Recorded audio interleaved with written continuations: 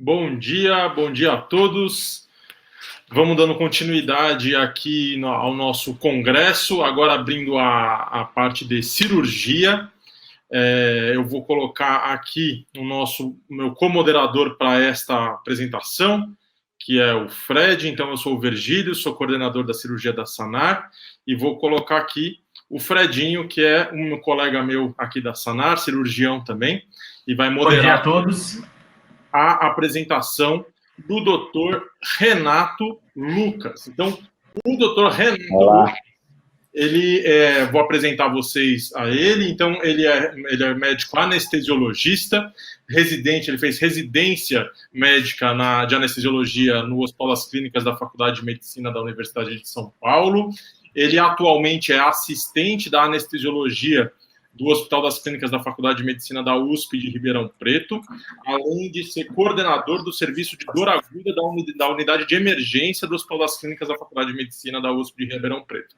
Ele é mestrando em gestão e organização em saúde, e ele é cofundador do Congresso Anestesia On. E ele vai falar para a gente sobre intubação em sequência atrasada no paciente COVID. Então, Renato, seja muito bem-vindo, muito obrigado pela sua participação, muito obrigado por contribuir aqui com a gente. Eu vou colocar aqui a sua apresentação, lembrando que a apresentação tem 20 minutos, e eu vou te avisar na hora que chegar nos 19 minutos, eu apareço aqui de novo para lembrar você do fundinho, e depois a gente tem 10 minutos para pergunta. Muito obrigado e boa apresentação. Obrigado, pessoal, pelo convite. Parabéns à Sanar pelo excelente trabalho na educação médica no Brasil. Fico muito feliz e honrado em poder estar participando desse congresso. Eu tenho só 20 minutos, vou tentar dar conta de apresentar tudo em 20 minutos, que eu trouxe uma apresentação um pouco mais extensa, mas eu vou acelerar alguns slides, vou passar um pouco mais rápido, peço já desculpa antecipadamente, mas eu acho que o importante é mostrar o leque que a gente tem aí de opção aí dentro dessa discussão que a gente vai estar fazendo, tá? Então, vamos lá. Deixa eu arrumar aqui. Então, antes de mais nada, eu vou trazer um pouco de discussão de um caso clínico. Se vocês puderem imaginar um caso de uma mulher de 50 anos com pneumonia, distensão abdominal, que chega no pronto-socorro, com uma pressão limítrofe, uma frequência cardíaca um pouco aumentada, frequência respiratória também, saturando 80% com catéter nasal de oxigênio. Ele está em delírio, em agitada. Quando você tenta colocar uma máscara não reinalante nela, que é o que a gente tem no pronto-socorro geralmente, ela não consegue fazer uma inspiração profunda, uma pré-oxigenação adequada por conta de dor pela distensão abdominal, ou ela bate na sua mão, tira a máscara e arranca a máscara e não deixa você pré-oxigená-la adequadamente. O que você faria nesse caso? Obviamente, a gente precisa intubar essa paciente está hipoxêmica, ela está em processo provável de sepse, então, entrando em choque séptico, a gente precisa garantir uma VL dessa paciente, até porque a gente não sabe também o problema dela relacionado à distensão abdominal, né? E a gente faria uma sequência rápida, uma intubação em sequência rápida, que é a prática corriqueira, talvez a mais realizada no pronto-socorro, nos pacientes críticos, provavelmente não é uma boa ideia. O seu primeiro impulso é realizar uma sequência rápida e muito provavelmente ter que ventilar esse paciente por conta de uma não pré-oxigenação adequada e também por conta de ter um tempo de apneia muito curto a ponto de ter que ventilar esses pacientes. Só que isso pode ser uma grande aposta, né? Você pode ter sucesso e você e seu paciente terem sorte, né, ao evitar a hipóxia, evitar o choque ou a hipotensão nesses pacientes, né? Na verdade, as probabilidades nesse caso não estão a seu favor. Por quê? Porque, em primeiro lugar, a ventilação durante a sequência rápida predispõe à broncoaspiração. Em segundo lugar, que a máscara com reservatório, sem PIP, que a gente tem no pronto-socorro ou na sala de emergência, é improvável que aumente a saturação desse paciente. Em terceiro lugar, que se houver qualquer dificuldade na primeira intubação, você e seu paciente estarão numa situação bem ruim, bem problemática. Então, é um caso desafiador, porque esse paciente já está em hipóxia, tem um grande risco de ter uma hipoxemia ainda mais profunda, mais grave, ela tem pneumopatia, ela tem uma alta demanda metabólica, provável anemia com hipotensão, um drive respiratório comprometido pela distensão abdominal, e inabilidade de proteção de via aérea quando a gente induz uma indução em sequência rápida, com provável risco de broncoaspiração. E, geralmente, nesses pacientes, a gente não tem muitas informações relacionadas ao paciente, justamente porque é uma emergência médica. Então, nesse caso, uma intubação orotraqueal de forma rápida, em sequência rápida, ela tem grande chance de causar hipóxia, piorar a hipóxia, conferir broncoaspiração ou até mesmo hipotensão, e a gente sabe que a hipotensão na intubação do paciente crítico, ela está diretamente relacionada à mortalidade, né? Então, o seu laringoscópio, ele pode salvar vidas, ou ele pode, na verdade, culminar com óbito. Depende da sua escolha. A gente tem um grande anestesiologista e anestesista pediátrico, que em um artigo recente na Pediatric Anesthesia, ele já dizia, né, que a técnica de indução clássica em sequência rápida, ela foi aceita no ensino de anestesia sem maiores questionamentos e tem sido ensinada há décadas, apesar da falta completa de ensaios clínicos randomizados para apoiar essa prática. Inclusive, ele compara a técnica de sequência rápida em crianças graves, né, tanto a sequência rápida clássica quanto a sequência rápida controlada, que é onde ele ventila o paciente de forma superficial em baixos volumes correntes, mostrando benefícios tanto de diminuição da hipóxia, né, da bradicardia e da dificuldade de intubação. Então, só para falar um pouquinho de história para vocês, para quem não sabe, né, a Mendelssohn, na verdade, que foi um britânico, ele já havia descrito a hipoxemia, na verdade, a pneumonite química relacionada à broncoaspiração, em 1946. Em 1951, a técnica de sequência rápida foi descrita por dois anestesiologistas americanos.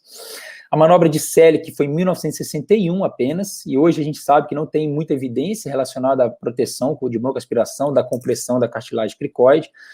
A ketamina foi desenvolvida, criada, né, ou fabricada, descoberta em 1962 e aprovada em 1970 nos Estados Unidos para uso. A técnica em sequência rápida, ela era utilizada apenas por anestesistas até 1980. Os médicos emergencistas utilizavam a técnica de intubação nasotraqueal com os pacientes acordados na emergência, né? Ela foi incorporada a técnica de sequência rápida em 1990 pelos médicos emergencistas e no ATLS apenas em 1997. Não me pergunte por que a técnica de sequência rápida foi incorporada ao trauma, porque eu não vou saber dizer, porque realmente talvez não seja a melhor técnica para utilizar nesses casos. A técnica de sequência atrasada, em 2010, 2011, ela surgiu justamente para questionar essas outras técnicas de intubação na emergência. E, em 2020, eu tive a oportunidade de questionar também a técnica de sequência rápida utilizada na COVID-19, ao publicar um artigo na Anesthesia e Analgesia, uma grande revista de anestesiologia mundial.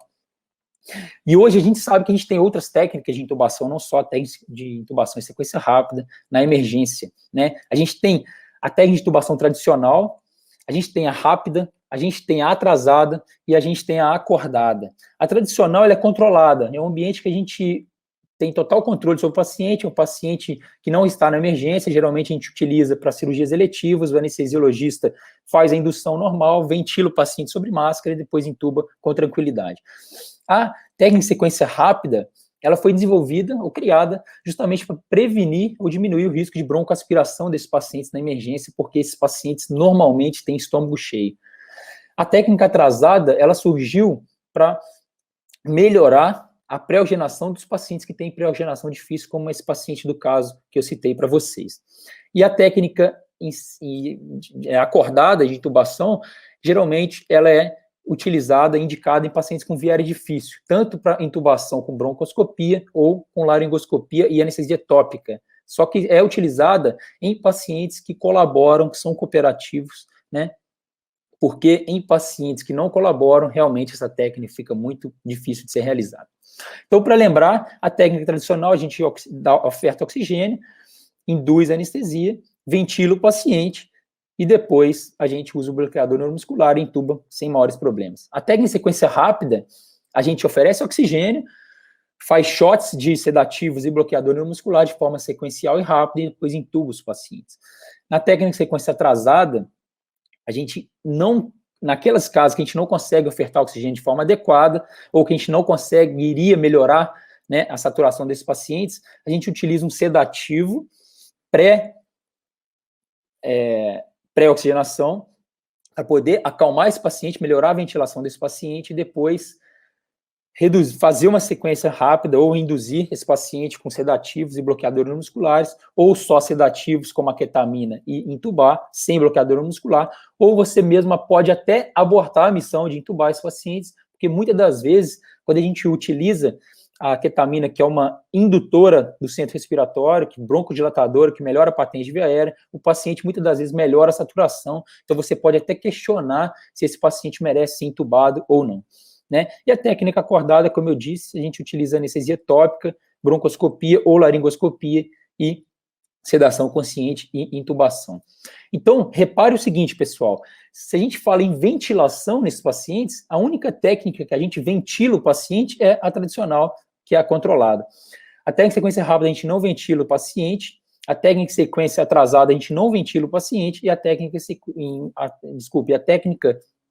de intubação do paciente acordado, a gente também não ventila o paciente. Ou seja, temos 3 técnicas que previnem broncoaspiração ou diminuem o risco de broncoaspiração ou não ventilarmos os pacientes.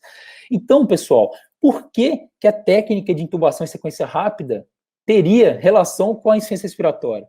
Qual seria essa relação? O paciente com insuficiência respiratória grave, por que a gente intuba os pacientes em sequência rápida? Não há relação, não há motivo para a gente utilizar técnica de intubação em sequência rápida em pacientes que têm insuficiência respiratória.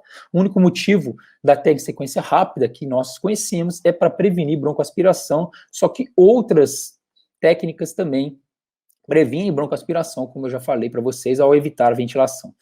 Para vocês terem uma ideia, desde 1951, Morton e Wiley, que eram 2 anestesistas americanos, através de uma comissão que a Sociedade Americana de Anestesia fez para averiguar óbitos relacionados à anestesia, né, naquela época, eles observaram que havia 43 pacientes que tinham morrido, ido a óbito, por conta de broncoaspiração durante a indução para intubação. E eles propuseram algumas coisas, como, por exemplo, fazer uma boa oferta de oxigênio antes da indução, elevar a cabeceira a 20 graus, desde 1951 essa recomendação é válida, e a gente vê muitos pacientes sendo intubados sem cabeceira elevada na emergência, né? Na verdade, eles recomendaram na época o tiopental como o agente sedativo e logo em seguir utilizar a tubocurarina, que era o relaxante muscular na época, né? Essa medida era única e exclusivamente para evitar a ventilação e a broncoaspiração desses pacientes. Então, a técnica de sequência rápida, pessoal, foi descrita em 1951 a prevenir broncoaspiração. Ela, até então, é a técnica mais comum na emergência, introduzida na década de 90. Em pacientes com insuficiência respiratória, essa técnica pode conferir maior risco de hipóxia, hipercapnia, hipotensão e hipoperfusão de órgãos. É utilizado agentes tradicionais de baixa latência, né, classicamente falando. Então, esses agentes clássicos de baixa latência utilizados na técnica de sequência rápida, como, por exemplo, propofol, etomidato, né, fentanil, alfentanil, midazolam, são drogas que diminuem o tônus cardiorrespiratório. O etomidato também diminui o tônus cardiorrespiratório a partir do momento que nós inibimos a vigília do paciente. Ou seja, talvez o único estado de vigília que poderia estar mantendo o sistema nervoso simpático do paciente ativado. Então, ela é ensinada há décadas com uma completa falta de ensaios clínicos randomizados, provando que essa técnica é mais segura que qualquer outra, né? Então, a técnica de sequência rápida, a gente sabe que, se realizada em pacientes hipoxêmicos, aumenta muito a morbidade e a mortalidade, e a gente sabe também que, para um período adequado de pré-oxigenação, que um período adequado de pré-oxigenação é a estratégia mais importante para prolongar o período de apneia induzida pela sequência rápida. Portanto, a sequência rápida ela pode ser feita, sim, mas desde que nós conseguimos uma boa pré-oxigenação em pacientes e que os pacientes tenham uma desintrogenação do pulmão adequada com boa saturação pré-intubação. Então, a gente precisa fazer uma pré-oxigenação desses pacientes, obviamente, em todas as intubações que nós formos fazer na emergência, exceto nas paradas cardiorrespiratórias, que a gente não vai ofertar oxigênio para o paciente, a gente já vai chegar ventilando e intubando, obviamente, né? fazendo as medidas de ressuscitação convencionais.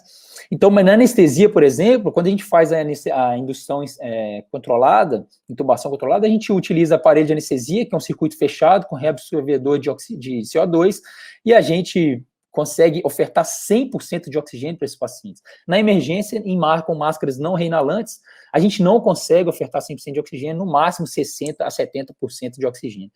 Num paciente rígido, quando a gente não oferece oxigenação adequada antes da intubação, aí a gente consegue em um período de apenas 40 a 60 segundos de apneia sem hipoxemia. Se a gente consegue conferir uma pré-oxigenação adequada, essa apneia chega a 3 a 5 minutos. E se a gente consegue fazer uma oxigenação pera-intubação, que talvez muitos de vocês não tenham ouvido falar, a gente consegue aumentar ainda mais o tempo de apneia nesses pacientes. Então, o que a gente faz na pré-oxigenação na emergência, pessoal? Quais são os objetivos? É manter a saturação ou chegar à saturação próximo de 100%, desnitrogenar o pulmão o máximo que a gente conseguir e desnitrogenar a corrente sanguínea também, que responde aí só a 5% do carregamento de O2, que já nós sabemos. Então, lembrar que as máscaras não reinalantes com reservatório no pronto-socorro, elas, para não ter reabsorção de CO2, ela precisa de ter 15 litros por minuto de oferta de oxigênio, de fluxo, e mesmo assim, com 15 litros por minuto, a gente só oferta 60% a 80% de oxigênio. Não conseguimos ofertar 100%, a gente só consegue ofertar 100% com aparelhos no qual a gente tem um circuito fechado com reabsorvedor de O2. Então, lembrar que a hipoxemia crítica, depois com saturação menor que de 90%, a curva de hemoglobina despenca acentuadamente, chegando à hipoxemia crítica, né? E que a dessaturação crítica de hemoglobina também ocorre muito antes do retorno da succinilcolina, por exemplo, do retorno à movimentação muscular normal, do diafragmático, por exemplo, após uma indução com succinilcolina, 1 mg por quilo. Né, a pré-oxigenação e a oxigenação pera-intubação é fundamental para a gente prevenir aí, ou melhorar a oxigenação dos pacientes durante o período pera-intubação. E o que a gente faz? No mínimo 2 fontes de oxigênio, tá, pessoal? A gente posiciona o paciente também, no mínimo, com a cabeceira a 20 graus. A gente dá catéter nasal de oxigênio, 15 litros por minuto, com uma fonte de oxigênio, e a gente confere também uma máscara não reinalante, 15 litros por minuto também. Então, como assim, Renato? 2 coisas ao mesmo tempo? Sim. Catéter nasal mais a máscara não reinalante. 2 fontes de oxigênio. Se o paciente tiver uma saturação menor que 90%, a gente oferece CPAP, com uma válvula vizinha que a gente pode conectar na máscara, ou o próprio aparelho de CPAP, um aparelho de ventilação que tenha CPAP. Tá? Por 3 minutos ou 8 excursões respiratórias máximas, tá? Depois disso, a gente vai fazer depois que o paciente está com a ketamina, por exemplo, né, ou com sedativo para pré-oxigenação, a gente vai fazer a indução com bloqueador neuromuscular, sedativos, que é a técnica de sequência rápida, por exemplo, né, mantendo o catéter nasal de O2, oxigenação apneica, 15 litros por minuto, e se paciente de alto risco, CPAP e 2 mãos conectadas na máscara. Ou seja, pessoal, a gente faz uma sequência atrasada, no qual a gente mantém essa pré-oxigenação de 3 minutos com sedativo, uma ketamina, por exemplo, para manter o paciente bem acoplado, dissociado, dormindo, e depois a gente induz a intubação, a anestesia, ou a gente utiliza medicamentos para induzir, né? Tanto o sedativo, pode ser a própria ketamina ou outro sedativo, se você quiser, o uso do bloqueador neuromuscular, e mantendo esse paciente em apneia, com oxigenação apneica, com catéter nasal de alto fluxo. Essa oxigenação apneica aumenta o tempo de apneia, e depois a gente faz a laringoscopia, mantendo o catéter nasal e intubação, tá? E lembrar que os diferentes fluxos de O2 pelo catéter nasal conferem maior porcentagem de oferta de oxigênio, né? No Lancet também foi publicado recentemente que para melhorar a pré-oxigenação, para prevenir a hipoxemia durante a intubação, obviamente, o catéter nasal de alto fluxo seria melhor, mas a gente raramente tem no Brasil, ou então o próprio catéter convencional, 15 litros por minuto, já mantém aí um tempo de apneia maior, mas ele deve ser utilizado durante todo o período peri-intubação, a máscara facial até o momento que vai fazer a laringoscopia, e obviamente nos pacientes mais críticos a gente pode até utilizar a ventilação não invasiva antes da intubação, né? Fornecendo oxigênio e ventilação suplementares desde o início da pré-oxigenação até a laringoscopia, pode ser a abordagem mais eficaz para prevenir hipoxemia com risco de vida para o paciente submetido à intubação traqueal na UTI.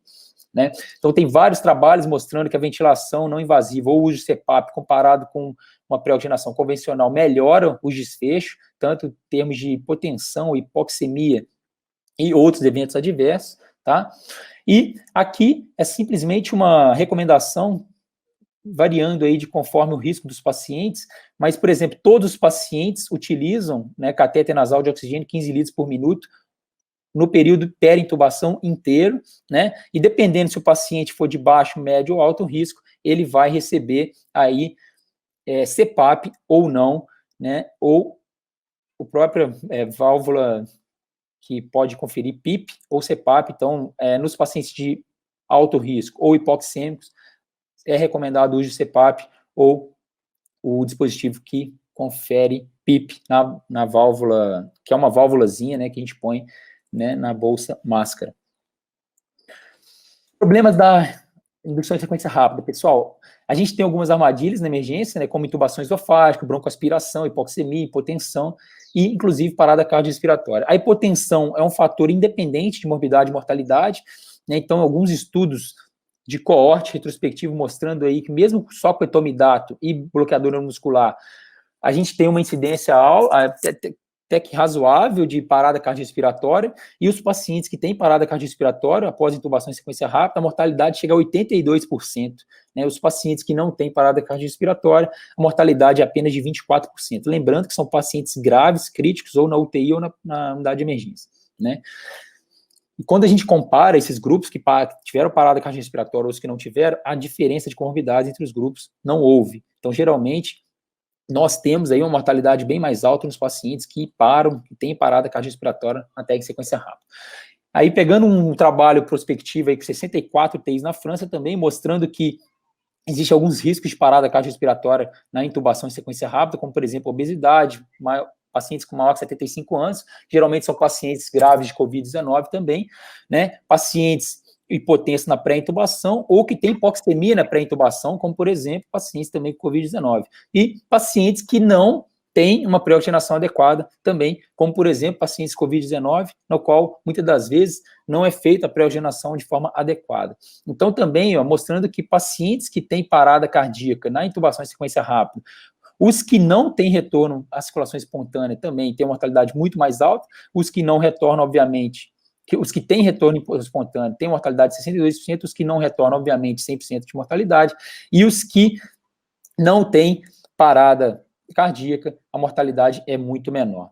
Tá? Então, intervenções antes e durante a intubação para otimizar a hemodinâmica e minimizar a hipoxemia são capazes de diminuir a mortalidade, né? E nesse estudo, a gente teve eles mostraram uma incidência aí de uma PCR a cada 40 intubações na UTI. Não é uma incidência tão rara, né? Aqui um outro trabalho mostrando a incidência de hipotensão pós-intubação durante o manejo de via aérea na emergência, com TEC sequência rápida, mostrando que pacientes que têm hipotensão, né, durante a peri-intubação têm uma mortalidade mais alta, também tem um tempo de internação maior também no hospitalar e também na UTI. Então, a gente tem caminhos velhos e caminhos novos a seguir. Só depende de nós, a nossa escolha, nós temos autonomia, né, o médico tem essa autonomia para poder escolher o melhor para o paciente. Né? Então, a técnica em sequência rápida, né, ela é utilizada de forma mais rotineira na intubação orotraqueal no paciente de emergência, né? E a própria intubação é um procedimento de risco na emergência, na medicina intensiva, até no pré-hospitalar, né? Até em sequência rápida, a gente administra simultaneamente 2 ou 1 agente mais bloqueador neuromuscular, e ela é perigosa em pacientes sem preparo e pré-oxigenação adequados.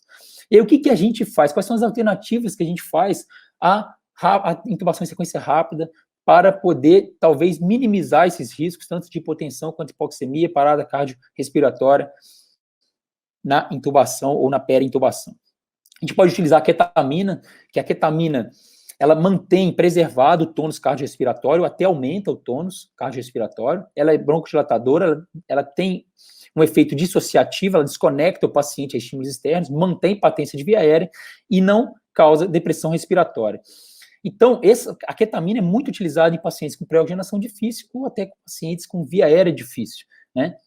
Então, a gente pode utilizar ela para fazer uma técnica de sequência atrasada, que nada mais é do que fazer uma sedação para pré-oxigenar melhor o paciente e otimizar essa pré-oxigenação nos pacientes que têm dificuldade, que a gente consegue ter uma maior dificuldade na pré-oxigenação, e também nos pacientes que a gente não tem dificuldade de pré-oxigenação, que são pacientes com menos comorbidades, que não estão com muita hipotensão, ou hipoxemia, ou acidose, a gente pode até induzir em sequência rápida.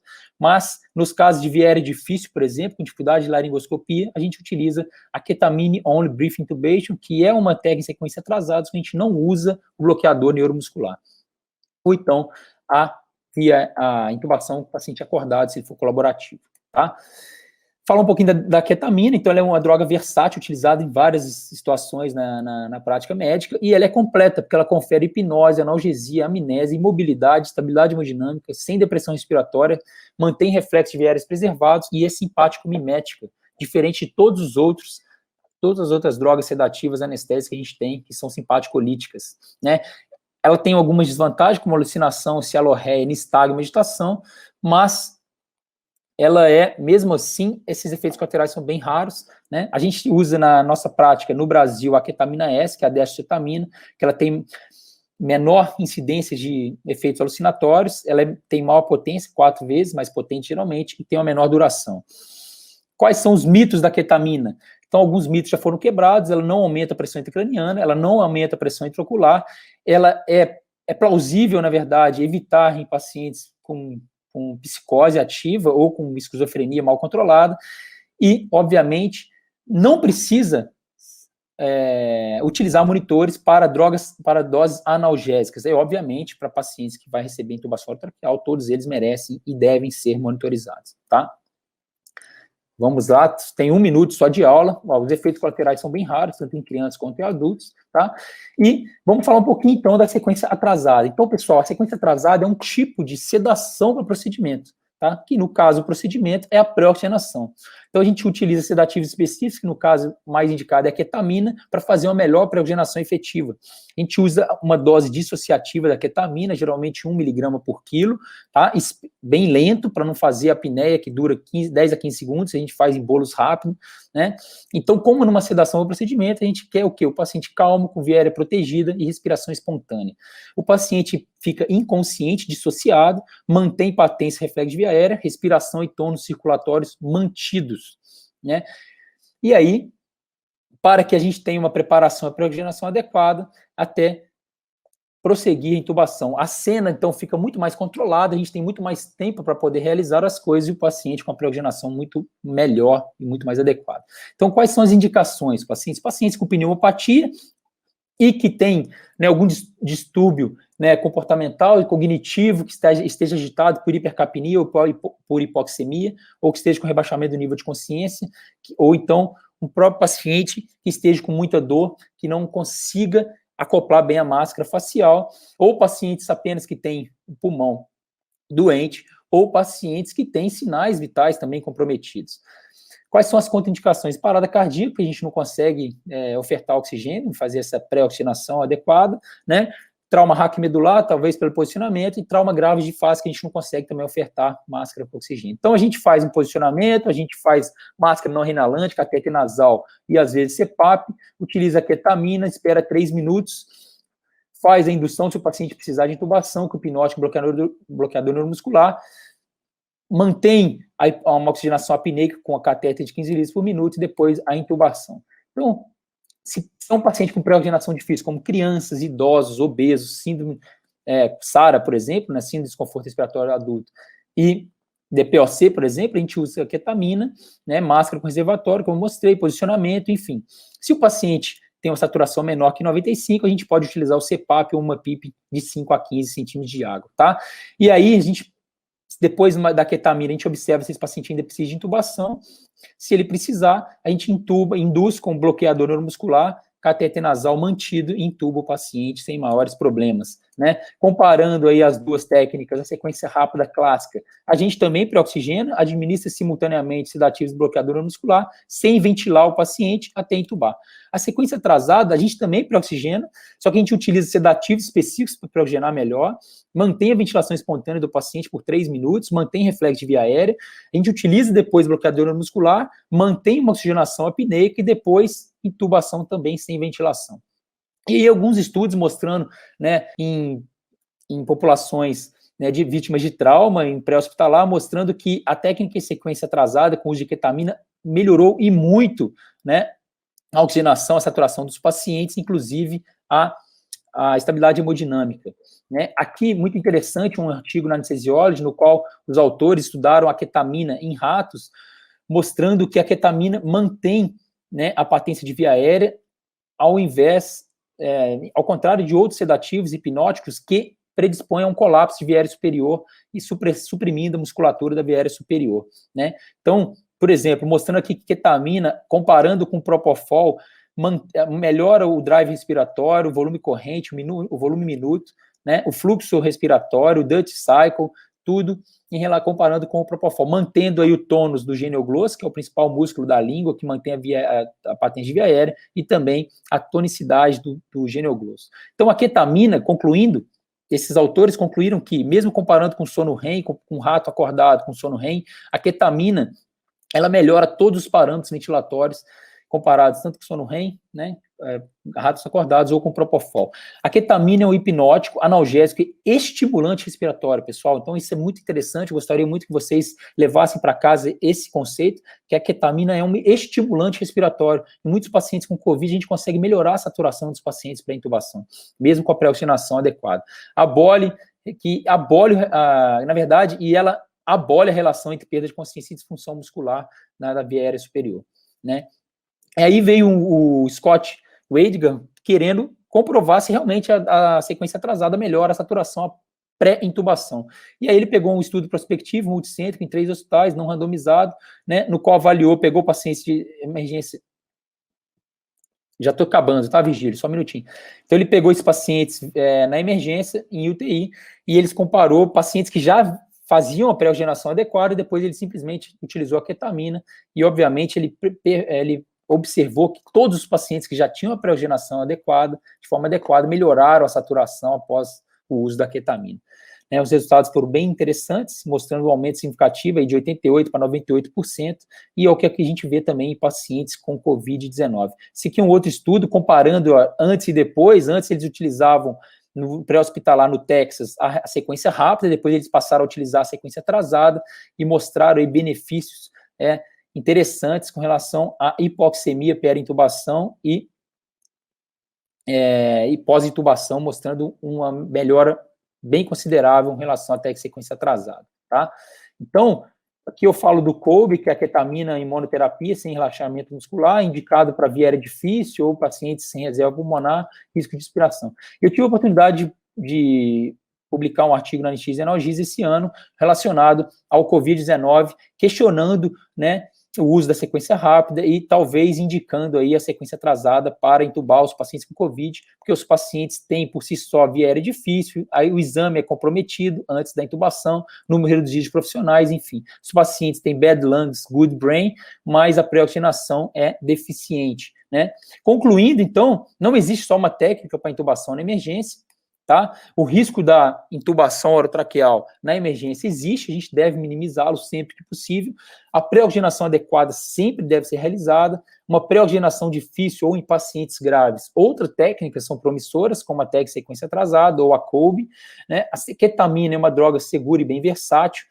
Há necessidade de ensaios clínicos randomizados, tanto para sequência rápida quanto para sequência atrasada. A sequência atrasada ela pode evitar a necessidade de intubação em alguns casos. Nos pacientes que necessitam de intubação, a técnica sequência atrasada ela pode tornar as condições de intubação mais fáceis e seguras. A técnica sequência atrasada combinada com a oxigenação apneica pode prolongar o período de apneia segura, e a técnica sequência atrasada também pode ser vantajosa na Covid-19. Ketodex, na sequência atrasada, que é a associação da dexmetomidina com a ketamina, que eu utilizo muito na minha prática também, e a COBE também possuem vantagens promissoras em relação à ketamina utilizada de forma isolada. Muito obrigado, pessoal. Desculpe aí a aula acelerada e o tempo esgotado, mas eu acho que foi isso que eu queria passar para vocês. Muito obrigado aí pelo convite. Maravilha, muito obrigado, Renato. Obrigado pela sua excelente aula. Acrescentou muito aqui para a gente, né, nesse nosso contexto de Covid, manejo de via aérea de um paciente que tem uma doença pulmonar altamente contaminante, é um perrengue aí que qualquer um de nós está sujeito, qualquer um que trabalha em emergência está sujeito a isso. Bom, temos tempo para uma perguntinha bem rápida, eu vou deixar a primeira pergunta que foi feita da Bruna, e ela perguntou se, comparando a outros métodos com sequência rápida, a sequência rápida de intubação aumenta a chance de fazer intubação seletiva. Não, na verdade, Virgílio, a técnica de sequência rápida, ela pode induzir o profissional a fazer tudo de forma muito rápida, né? Sem pré-oxigenar de forma adequada, sem esperar o tempo certo, sem desintrogenar o pulmão. E aí, quando você induz, né, o paciente à inconsciência e ao bloqueio neuromuscular, se você não pré-oxigenou o paciente direito, se não posicionou direito o paciente, e você se não teve tempo hábil para preparar todo o ambiente, você vai ter um paciente hipoxêmico, com uma equipe super estressada, né? Você mesmo, ao laringoscopar um paciente nessa situação, você vai também perder um pouco da sua calma, da sua atenção, e você pode sim, com certeza, ter maior dificuldade, acabar ou entubando o esôfago, perdendo aí um pouco da sua atenção e até entubar, enfiar bastante o tubo, introduzir bastante o tubo na traqueia e fazer uma intubação seletiva, que essa intubação seletiva pode ser depois diagnosticada muito tempo depois, prejudicando ainda mais a recuperação do paciente. Então, a técnica de sequência atrasada, ela traz esse questionamento de fazer tudo rápido, né, de você ter aquele ambiente controlado, de pré-oxigenar bem o paciente por 3 minutos, a ketamina mantém esse paciente estável hemodinamicamente, broncodilata, melhora a ventilação, o paciente melhora todos os parâmetros ventilatórios com a ketamina, e depois você consegue aí ter um tempo de apneia muito maior para fazer uma intubação tranquilo, suave, sem maiores problemas, com menor risco, inclusive, de erro. Perfeito. Normalmente eu vejo isso sim também, que quando o médico intuba tenso, ele tende a colocar o tubo mais forte, daí mais propósito assim na laringe e acaba seletivando, né? Imagina que numa situação dessa você teria mais calma para fazer isso. Eu acho que isso é em qualquer prática médica, né, Vigílio? Você que é cirurgião, você vai fazer uma traqueostomia, se for fazer de uma forma rápida, o paciente instável, o paciente saturando, você pode ter um menor... Muito melhor. Sim, com certeza, com certeza. Perfeito, Renato. Muito, muito obrigado pela sua contribuição aqui conosco. E agradeço mais uma vez em nome de todo o grupo da Sanar. Eu queria transmitir aqui para o Renato, né, o Renato que foi meu veterano na faculdade, pouco tempo, né, Renato? Não vamos lembrar aí. E assim, temos uma chuva de elogios aqui, o pessoal elogiando que alguns já te conheciam do Anestesia On, ou então do seu Instagram, podcast, não sei, mas ele sempre falando, sempre excelente, o Dr. Renato é ótimo, excelente palestra, então fica transmitido aí os nossos agradecimentos e dos nossos congressistas também. Legal, muito obrigado, pessoal. Fico feliz e parabéns pelo excelente trabalho que vocês estão desenvolvendo aí. Parabéns pelo evento também. Sucesso total. Isso aí, obrigado mais uma vez. Valeu, Fred. Um abraço, viu? Prazer te ver, viu, cara? Depois prazer foi tempo. Meu, cara.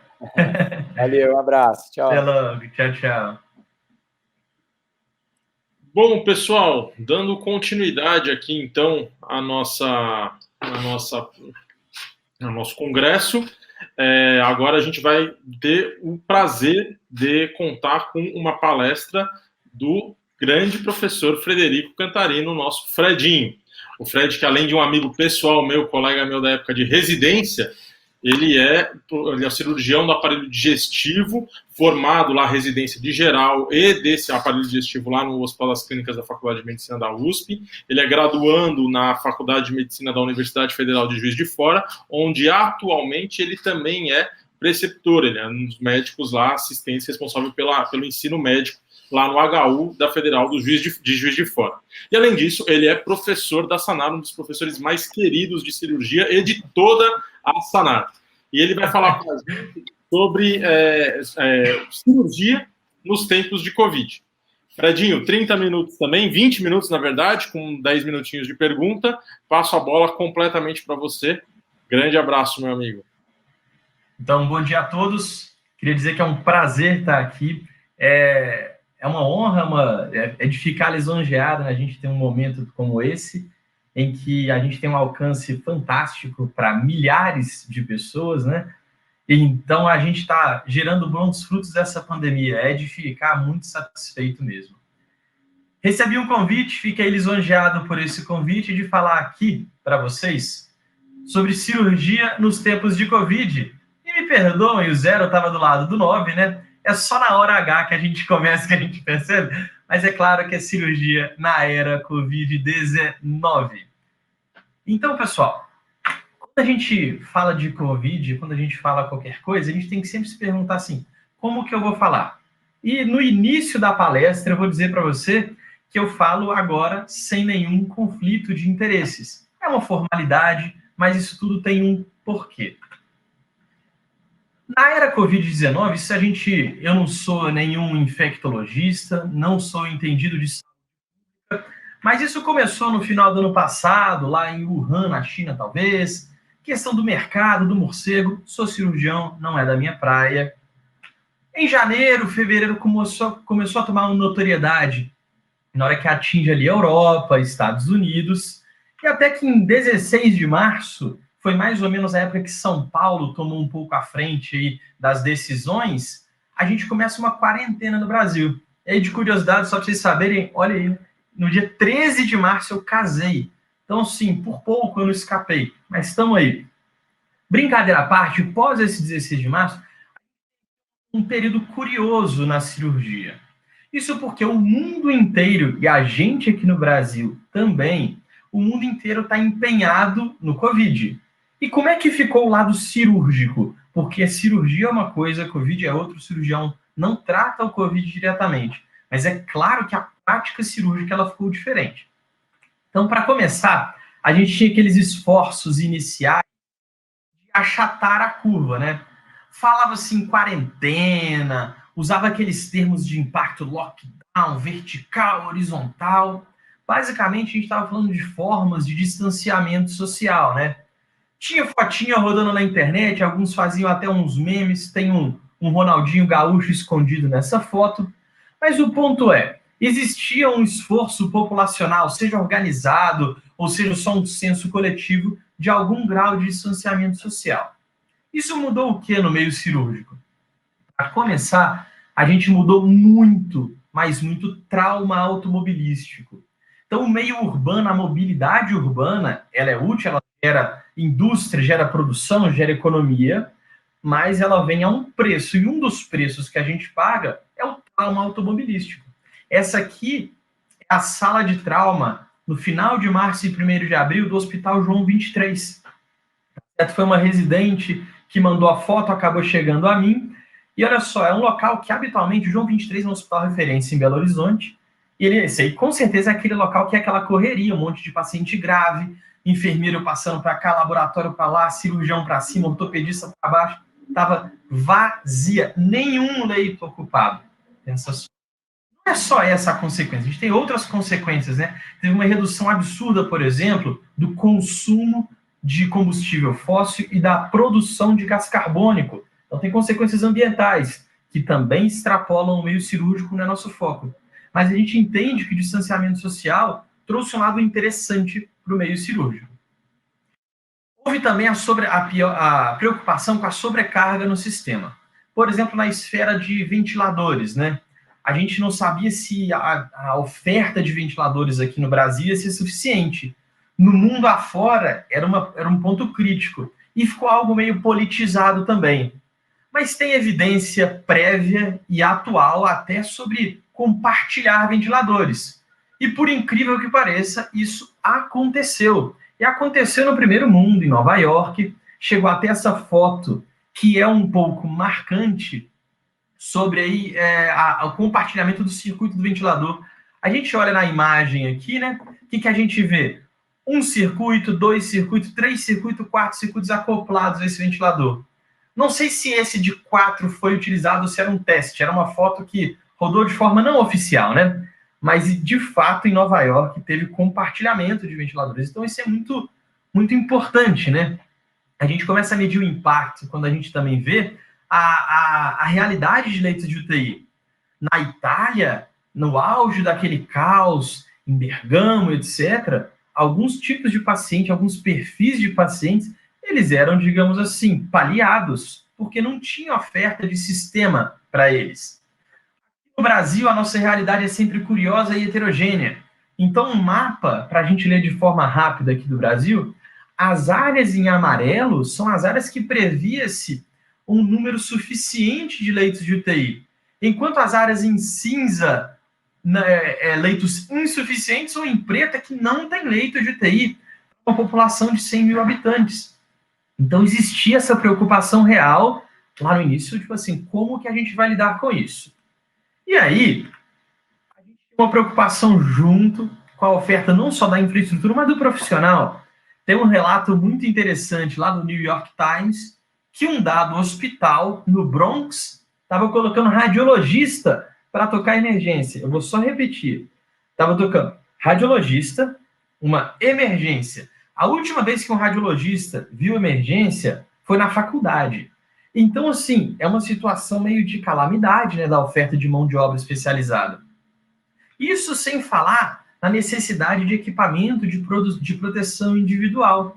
Equipamentos esses, por exemplo, aqui como a nossa N95, que deu até, assim, a gente sabe que a N95 durante um certo período valia mais do que dinheiro, né?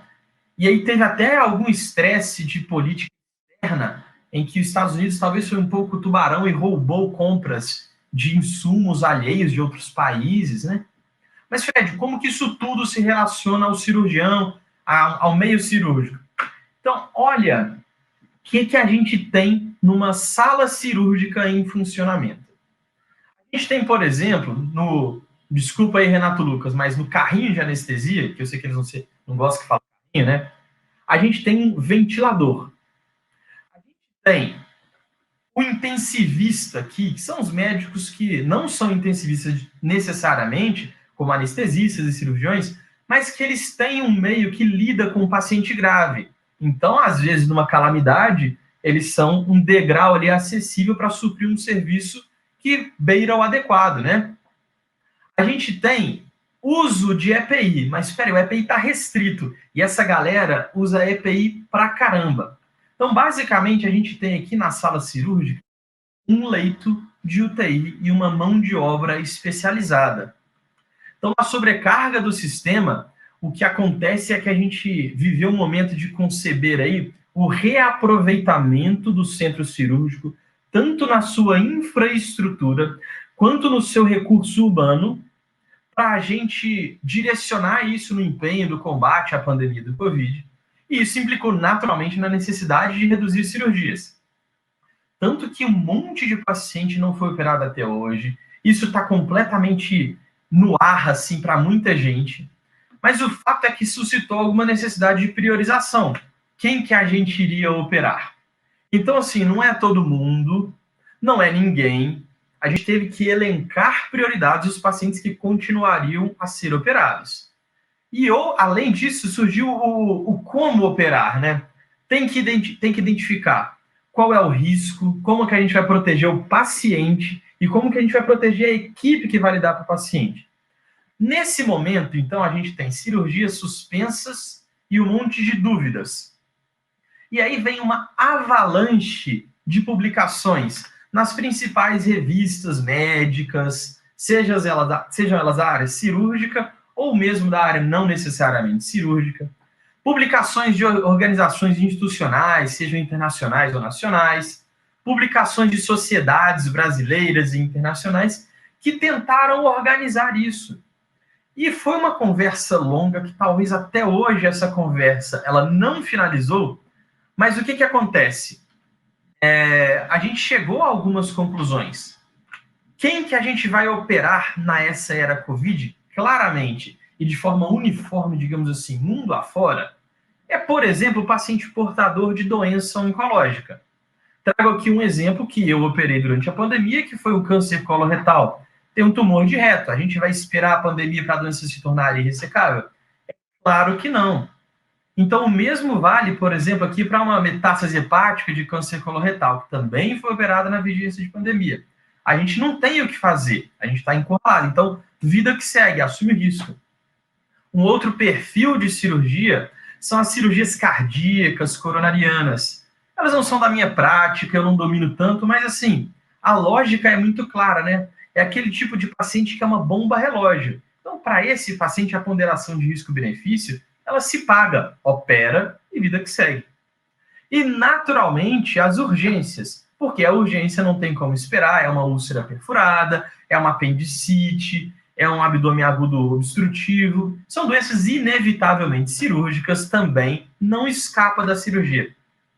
Mas, ainda assim, a gente viu publicação, relato, sobre uma adaptação, sobre uma alternativa e um tratamento conservador que, fora da pandemia, ele não era realidade. Então, a apendicite, que naquele cenário, ela foi tratada com antibiótico, é uma oclusão intestinal que segurou um tempo a mais o tratamento conservador, é até mesmo uma doença oncológica bem específica, que comprou-se o risco e segurou com quimioterapia para, no futuro, para entender melhor como é que é a pandemia e aí sim operar. Então, foram momentos aí de muitas dúvidas e muitas tomadas de decisões baseadas em pouca informação. E no como operar, né, a gente seguindo aqui, vieram alguns desafios. O coronavírus, por exemplo, ele foi encontrado no líquido peritoneal. Você fala assim, puta merda, e agora? Como é que eu vou proteger a minha equipe? Ele foi encontrado no gás da videolaparoscopia, o gás que faz o pneumoperitônio. E ele foi encontrado, seja na cirurgia aberta, seja na cirurgia laparoscópica, na fumaça produzida por energia térmica durante a cirurgia. Esse vídeo fala assim, caramba, que vírus? Pois é, a gente não sabe a relevância clínica disso. É vírus viável? Não é? Ele tem potencial infeccioso? Não sabemos.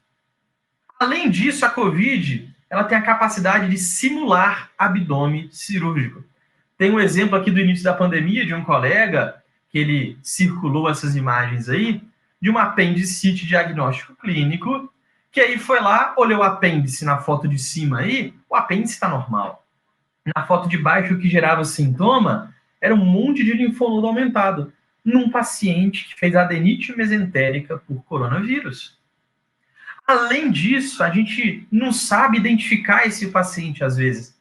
A gente tem uma carência de testes e a gente não tem estabelecido ainda, mesmo agora em agosto e muito menos no início da pandemia, o comportamento da propedêutica como deve ser desse paciente. Para piorar, a gente tem a carência de evidência. É assim, quem é superior é uma tomografia para ver o vidro fosco, uma repercussão pulmonar, ainda que assintomática, é um teste sérico, é um suave lá nasal que passa lá na nasofaringe. A gente não sabe. A gente não sabia e a gente continua sem saber. E nesse momento filosófico, né, do que a gente não tem informação, a gente não tem evidência, a gente tem muitas dúvidas, vem aquele tanto de debate que com certeza todos nós vivemos, né? É um grupo de WhatsApp que de repente vira autoridade, é um grupo de Facebook, é uma evidência de rede social, que não, às vezes não é mal intencionada, mas gera muito eco de informação e informação não adequadamente ponderada.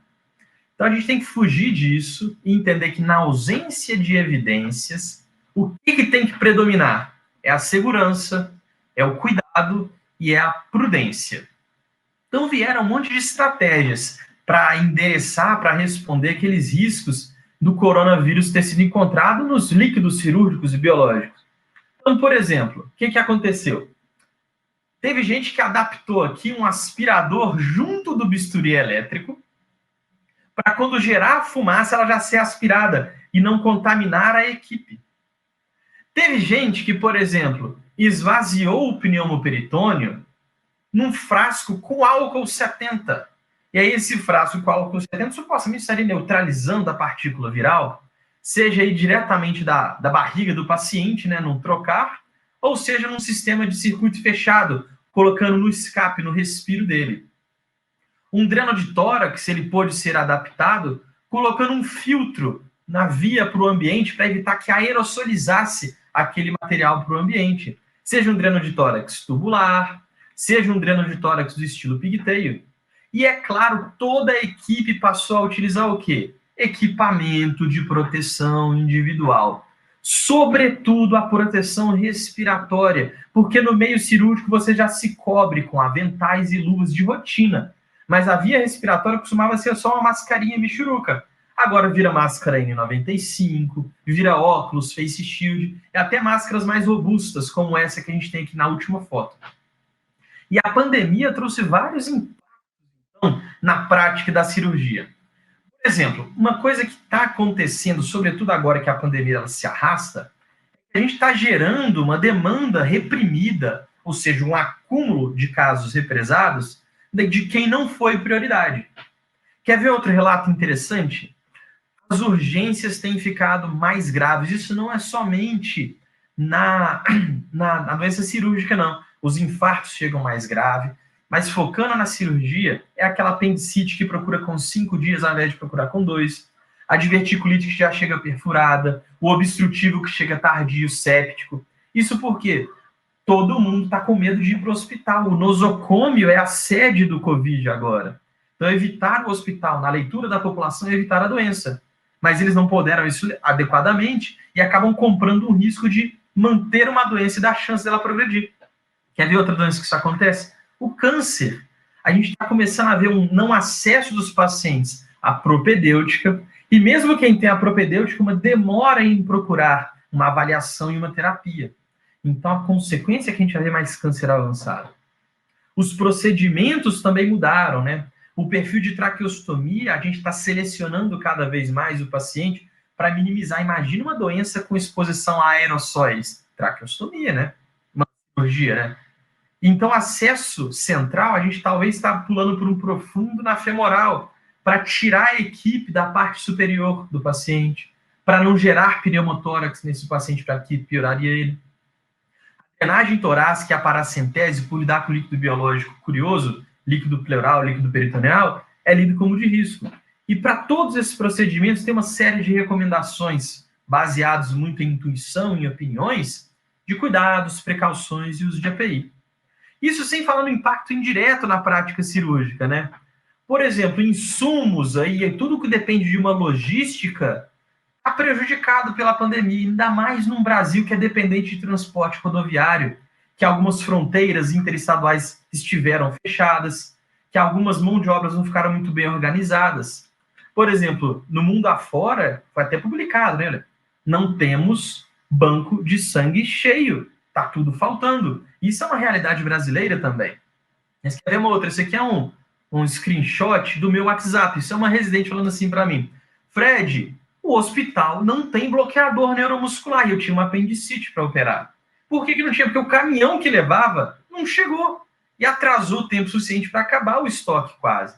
Eles seguraram tudo para manter só intercorrências interhospitalares e essa apendicite eu tive que transferir para outro hospital, fazer o contato para ser operada.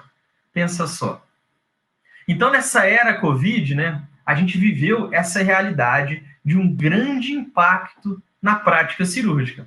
Só que acontece que isso está se arrastando, a gente já está agora no dia 8 de agosto, e tanto o Brasil quanto a realidade global é de um período curioso, que assim, a gente está num chove, não molha. O coronavírus ele não avança, mas ele também ele não está regredindo da forma que a gente esperava. Então, o coronavírus ele se persiste, e ao persistir, ele deixa uma realidade setorial peculiar.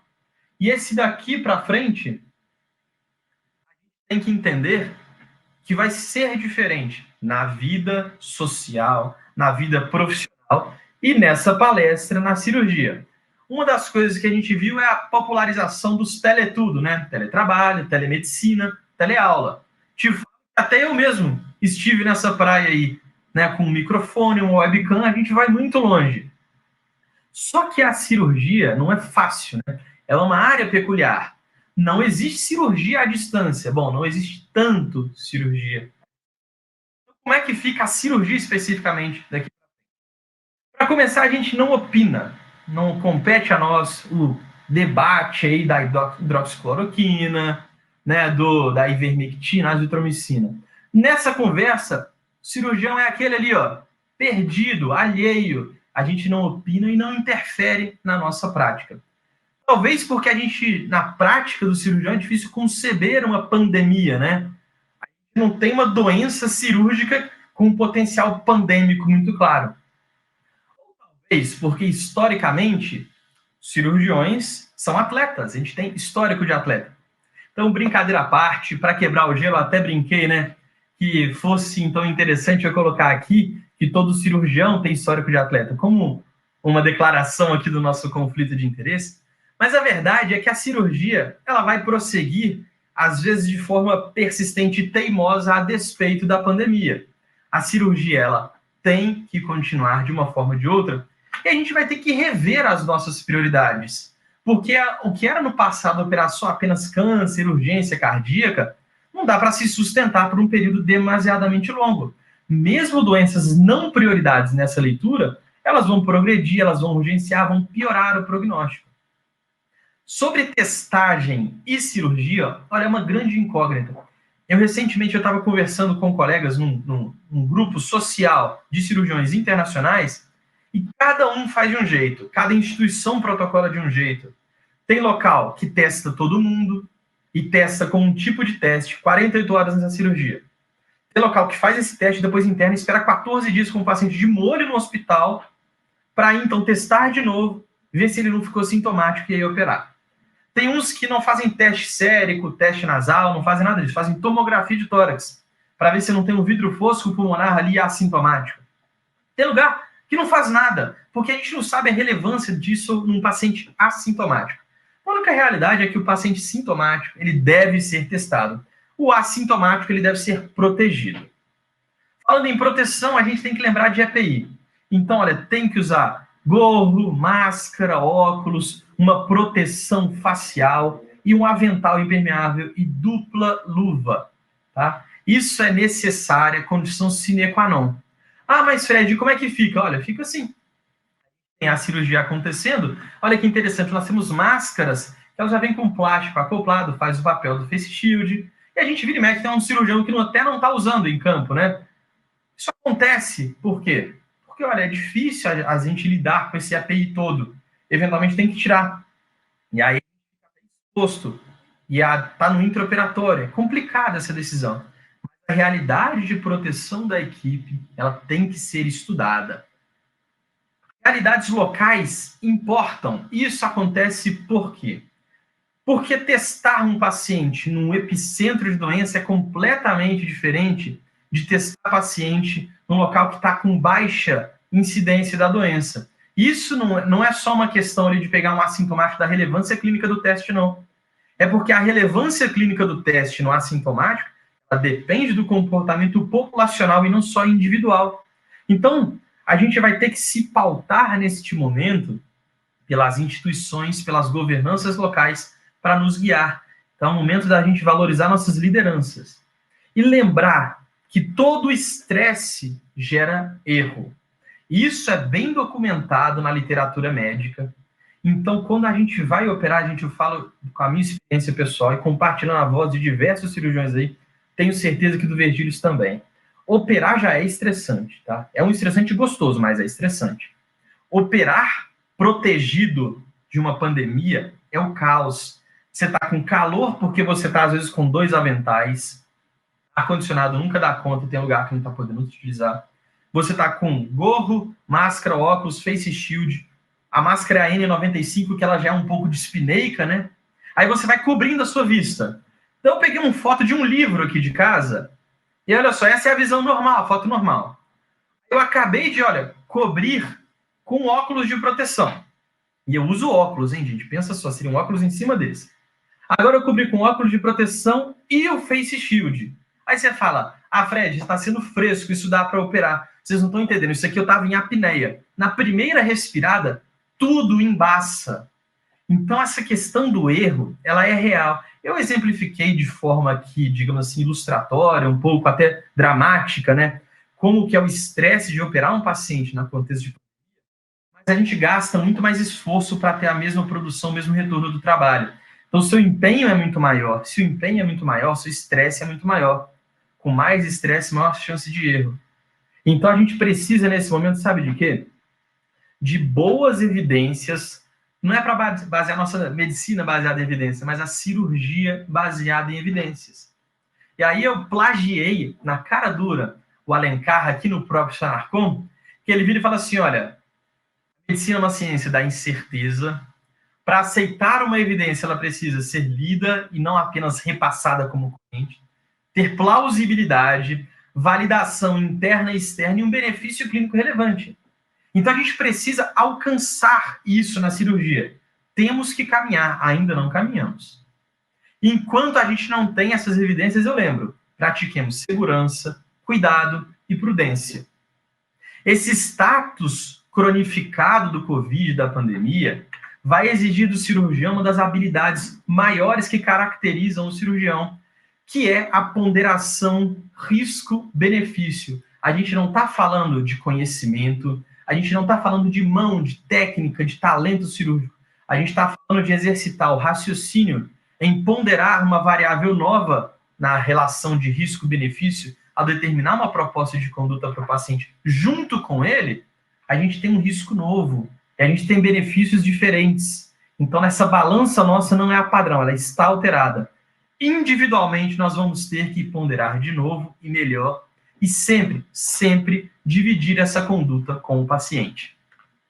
Pessoal, foi um prazer, era esse o nosso recado. Eu espero muito que vocês todos tenham gostado, eu estou lisonjeado de poder dividir um pouco dessa leitura do cenário, que é uma leitura minha, mas eu estou muito lisonjeado, tá?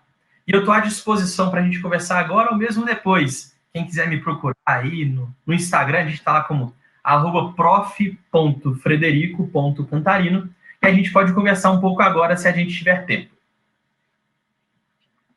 Fredinho, excelente como esperado já, né? Nada diferente do esperado na apresentação. Muitos elogios aqui no nosso chat. Eu me identifiquei muito, e acredito que todos os cirurgiões também, com essas angústias das indicações, né? Que realmente a gente sofre com isso. O paciente pergunta, uma aluna que acabou perguntando sobre câncer de tireoide nessa situação também, que aí que tá, o câncer da tireoide muitas vezes ele não é tão agressivo, mas ele pode ser, ele está próximo de estruturas nobres, invade nervo, invade traqueia. Essa decisão é difícil mesmo, e realmente o uso do EPI dificulta muito a visualização e também a comunicação, né? Você não consegue entender direito o que o outro fala. Nossa, bom ponto, eu esqueci de falar. Gente, vocês têm que falar gritando mais alto, vocês escutam outro errado, é um ambiente barulhento, o centro cirúrgico. Poxa, é um estresse. É verdade. A Nath, nossa colega pediatra, Natália, perguntou para a gente qual que é a nossa experiência com relação aos hospitais, se você sente alguma pressão nos hospitais particulares de retomar cirurgias eletivas, qual que é essa situação aí? Olha, eu ouvi falar disso, eu não vivi isso, mas eu ouvi pessoas que estavam sofrendo algum grau de pressão. 2 perfis. Basicamente, aqueles hospitais que tinham um vínculo muito forte com um médico, em que o médico era verticalizado na estrutura hierárquica do hospital. Então, ele trabalhava mais para o hospital do que para o paciente, então ele perdia um pouco dessa autonomia, digamos assim. E era uma pressão, assim, velada, né? Porque ela não pode existir, o médico continua tendo a sua autonomia, mas a gente sabe que existe um cinza ali, né, da ética médica, em que você pode, de forma indireta, sugerir isso. Eu, individualmente, eu não vivi isso. Eu vivi o hospital permitir, talvez até recomendar, falar assim, olha, nós estamos seguros, venham, mas ninguém falando assim, Fred, não desmarca, Fred, vamos remarcar, uma pressão, não vivi isso, graças a Deus. Eu tive a mesma experiência também que você, eu ouvi falar sobre isso, mas nos hospitais que eu trabalho, graças a Deus, eu só recebi um sinal verde que era possível, em situações bastante controladas, voltar com algumas cirurgias eletivas de maior prioridade, mas não pressão. Porque é isso que você falou, né? Não existe só urgência e eletiva. Existe eletiva com maior prioridade e com menor prioridade, né? E essa decisão tem que ser tomada em conjunto com o paciente, com o hospital. Fredinho, excelente. O pessoal tá pedindo pra você cantar aí, mano. Não, acho que hoje não é o dia da gente dar a nossa palhinha, não, né? Eu sou um cara que eu não sou bom de tocar, não sou bom de cantar. Eu já prometi para todo mundo, não é o foco do Sanarcom. A gente já prometeu fazer um momento de confraternização pós-residências e a gente vai ter esse evento, tá? Mas eu acho que hoje eu não estou inspirado, não. Maravilha, então. Tranquilo, Fredinho. Fica para uma próxima vez. Muito, muito obrigado pela sua contribuição, pela sua participação. Excelente, muitos elogios aqui mesmo. Como sempre, quando qualquer coisa que você faz aí é sempre recheada de muitos elogios pela altíssima qualidade da sua didática. Bom, eu fico de novo muito lisonjeado, eu fico de novo muito satisfeito. Eu deixo um abraço aí para todo mundo aí que assistiu, que contribuiu com a sua... Porque quem está em casa, ele tem que... Você que está em casa, isso é para você. Então, um agradecimento individual a cada um que está assistindo aí, porque vocês estão me permitindo isso. Para mim é um super prazer estar aqui. Tenho certeza que para o Vergílis também. Com certeza. Grande abraço, pessoal. Obrigado pela participação. Agora vamos começar a hora do almoço do nosso congresso e seguiremos aí, retomaremos às 13 horas. Um abraço a todos. Beijos. Até logo. Tchau, tchau.